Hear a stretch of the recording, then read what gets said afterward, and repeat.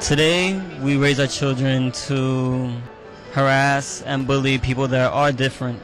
And in this day and age, in this generation, it shouldn't be something that's allowed. It's not okay, and it's not something that's approved by society. But when it comes to a transgendered, gay, or lesbian, a bisexual person, society overlooks it and makes us feel that we're not protected, we're not safe, and we are not as normal as everyone else, and we're not entitled to the same rights as everyone else. Children are not raised to hate. Parents teach their children to hate. And if we teach our children to be better and to accept everyone, life will be a better place.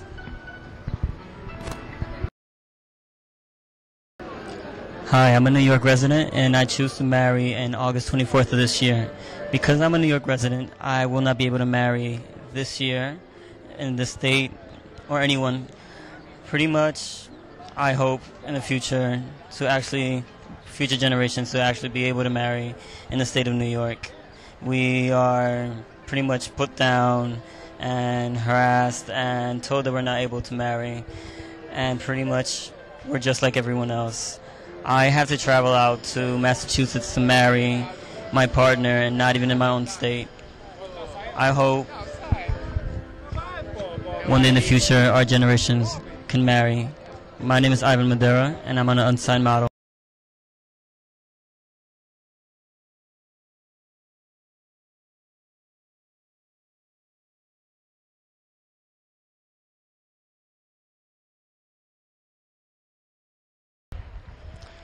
One night when I was on my way to practice, I had left my apartment and I was walking down the street, and when I got to the end of my block, a group of guys had come up to me with knives and broken bottles, and right then and there I knew that I was going to get jumped or hurt or something at least.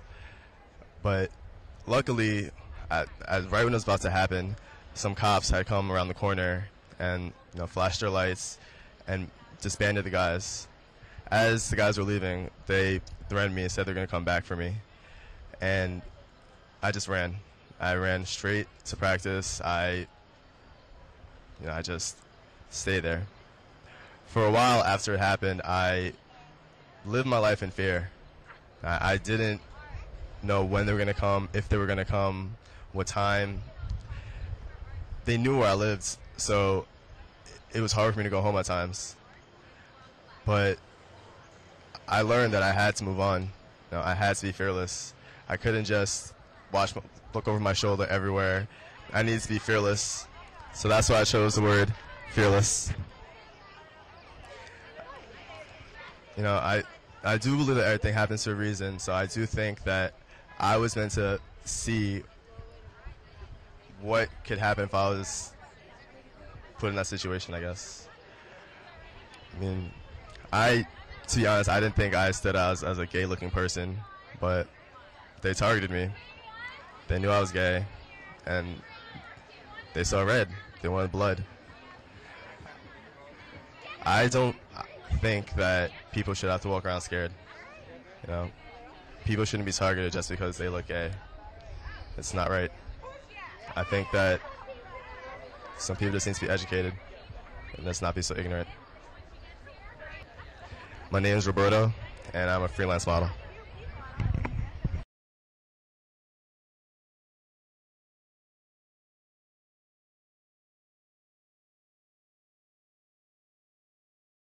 I'm taking you back from the beginning. April 28, 2008. This is where it began. I was just coming out of a transgender advocacy meeting group with a girlfriend. She's also trans. We were going to her house to have some fun time, to chat and have a memory of the past. But at this moment, as we were walking through the neighborhood, we had found ourselves trapped with two groups, female group and the male group.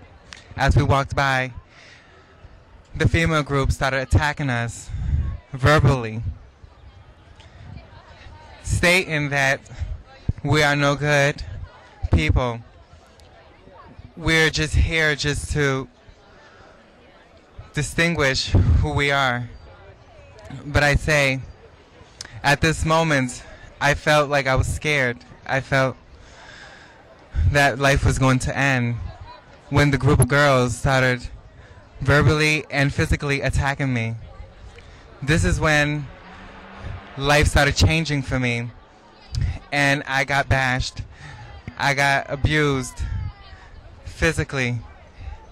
I got hit by bats, bottles thrown at me. This is where life for me had ended, as I thought.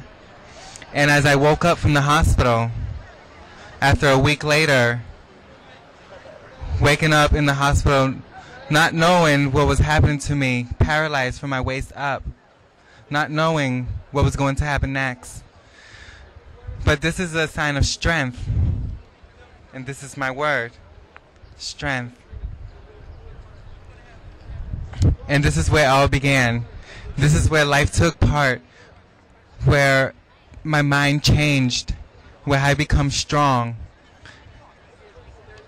And I become a little self-centered in a way, but it trues to me that it falls onto the right path, because I always wanted to be a leader. And this is where I'm at right now, OMI Self-Division. Natalia, thank you.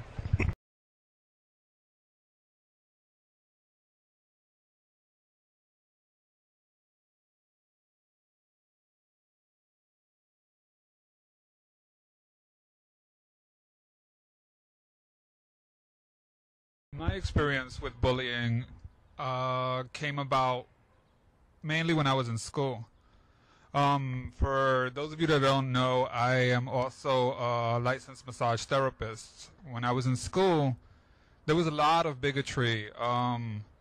Most of the other male students, they would be okay working with the other male students, but not so much working with me. They were okay working with other students as long as the student's identity did not prove to be of the GLBTQ persuasion. I spoke with administration, and I told them what was going on, my situation, and their response to me was like,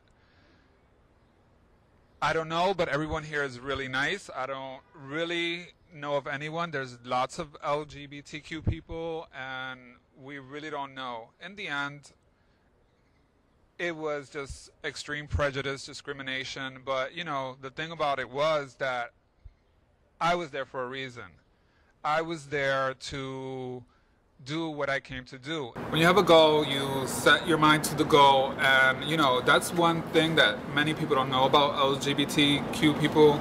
Like some of the other people who spoke today had said, they have many inner strengths to deal with opposition, to deal with prejudice, bigotry, all this kind of thing. Even we all have rights to experience the same type of situations that everyone else is entitled to, without that extra added burden of having to deal with other people adding on top of our situations. I'm not saying that bullying is a gay-specific, LGBTQ-specific issue. I am just saying that people in our community seem to be targeted more because of their uniqueness, because of their differences. The word I decided to go with for this PSA, which has significance to me personally, is... The reason I chose the word freedom is because we were all born with the same unalienable rights. And freedom to me means you wake up in the morning, you go to bed at night. It's your decision what you do with your life. It's your decision to get on that subway train. It's your decision to get off that subway train. That's what freedom means to me. Freedom means to me you have the right to go anywhere in the world. that you so desire to go to. That is what freedom means to me. The most important freedom that we share as human beings on this earth is the freedom not to be victimized, whether it is verbally, physically, any kind of violence that you can think of. We all deserve that, to live in peace. My name is Jay Tavares. I am the Executive Director of OMI.